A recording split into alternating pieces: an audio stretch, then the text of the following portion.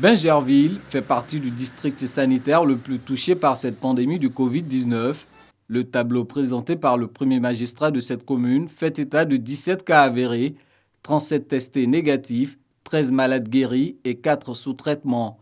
Afin de freiner la propagation de cette maladie, le comité local de lutte a entrepris plusieurs actions.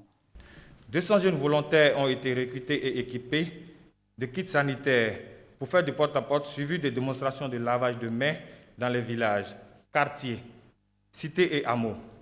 Diffusion par la radio locale à l'OB des messages de protection en différentes langues. Fermeture des marchés dès 16 heures. Organisation des rencontres d'information et d'échanges avec les opérateurs économiques, les guides religieux, les chefs de village, les chefs de communauté, les chefs de quartier, les présidents des syndics des cités et les associations de femmes et de jeunesse. Les populations de Bingerville peuvent compter sur l'appui du ministère de la Santé.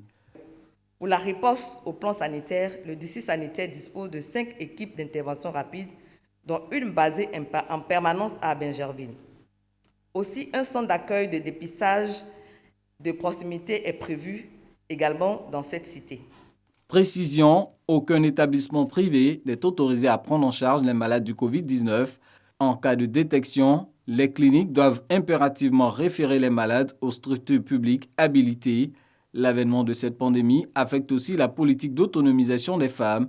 L'État n'est pas insensible à cette situation et compte y remédier en lançant un projet dénommé le panier solidaire. Un projet pour venir en aide aux femmes du monde du vivrier, parce que le constat est fait. À l'intérieur du pays, nous avons des vivres qui ont du mal à être écoulés. Nous avons réfléchi avec les autres structures, mettre en place une plateforme, acheter ces produits-là et les offrir aux femmes qui ont été impactées par la crise sanitaire.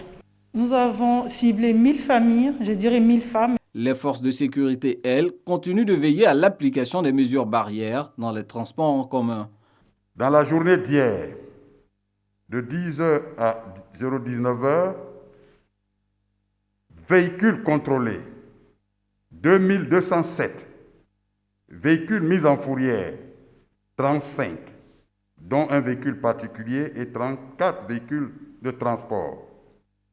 Mesures donc portant sensibilisation des masques à distribuer, 146. Bien entendu, si vous êtes pris dans le milieu du transport, que vous n'avez pas de masque et que vous êtes dans le besoin, la police en appui avec les services techniques du transport vous en fournit. Le commissaire Bleu Charlemagne en appelle aussi à la vigilance des propriétaires de boulangeries.